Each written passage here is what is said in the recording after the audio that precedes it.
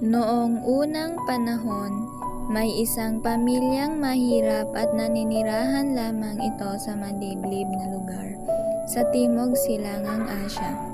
May isang binatang lalaki na nagngangalang Carlos na siya ang namumuhay sa kanyang pamilya at hindi pa nga sapat ang kanyang pagtatrabaho para sa kanyang pamilya.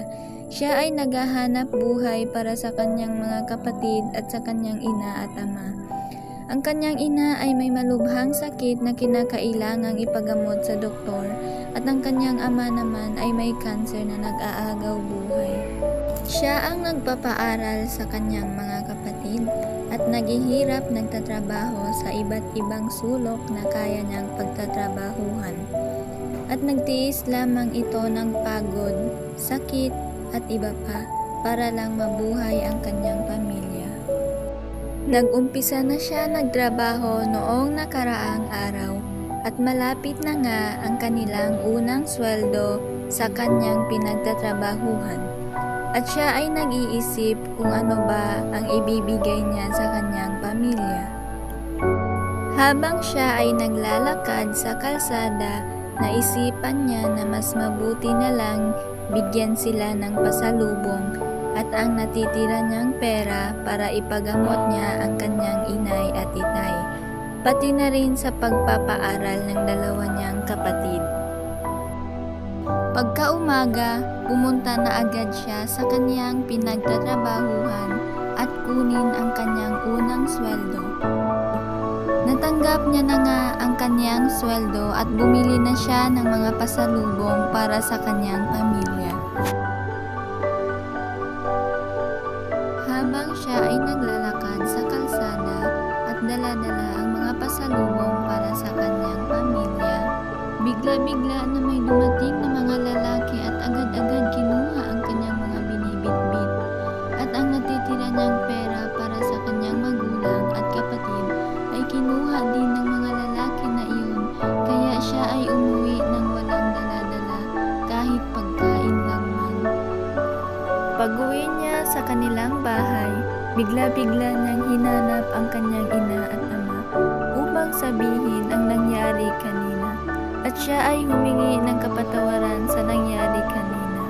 Siya ay umiyak ng husto at sinabihan niya ang kanyang ina at ama, "Nay! Tay! Pasensya na po kayo sa nangyari kanina. Ang tanga-tanga ko po talaga. Kung pinaglaban ko lang po yun, edi ngayon mapapagamot ko na po kayo para hindi na po kayo maghihirap at magtitiis ng sakit." Sabi ng kanyang ina, "Okay lang nak, basta wag mong pababayaan mga kapatid mo." Sabi ni Carlos, "Opo nay."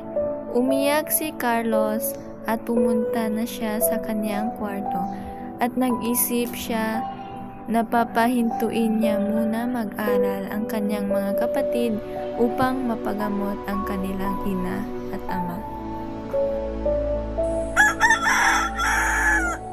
Kinabukasan, tinawag niya ang kanyang mga kapatid at ito ay kinausap niya ng mabuti. Sabi niya sa kanyang mga kapatid, "Mahirap sabihin pero kinakailangan natin to upang maipagamot natin ang ating ina at ama. Hihinto muna kayo sa pag-aaral dahil kinakailangan natin ng pera upang maipagamot natin si inay at si itay." Sabi ng kanyang pangalawang kapatid, "Kuya naman malapit na ako mag-graduate, 2 buwan na lang. Pero Maya, kinakailangan natin ng pera para maipagamot si nanay at si itay." "Pwes, ako na lang magpaparal sa sarili ko kung hindi mo na kami kayang paaralin." "Anong sabi mo? Ang lahat ng sakripisyong ginawa ko para sa ating pamilya, ganyan lang isusukli mo sa akin?" Naglayas si Maya at naghanap ng trabaho si Maya upang siya ay makapag-aral muli.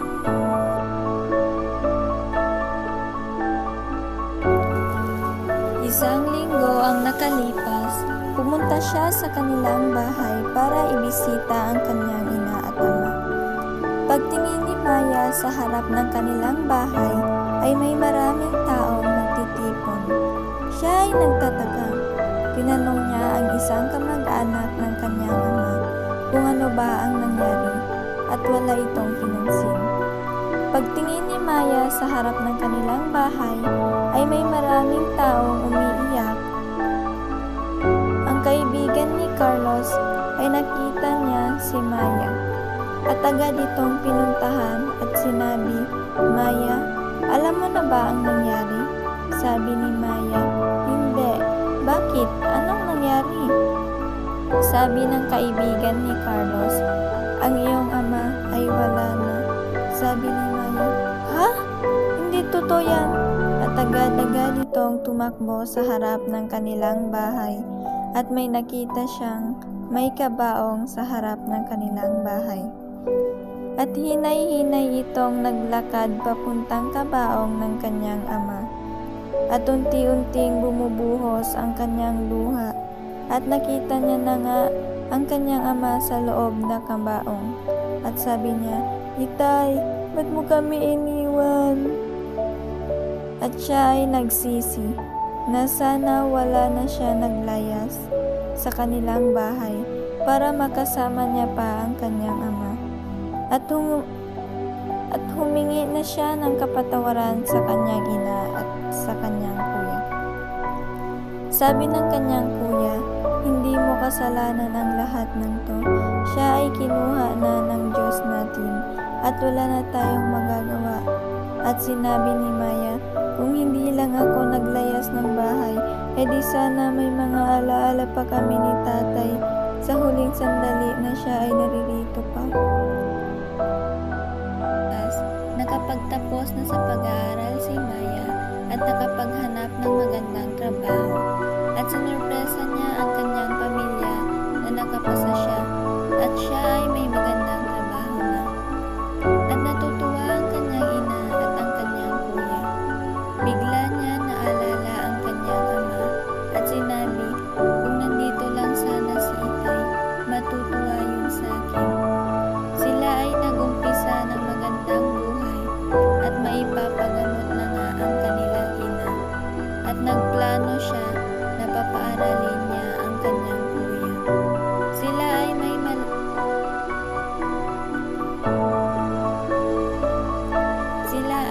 kalayaan na at hindi na sila naghihirap o nagtitiis sa hirap ng sitwasyon.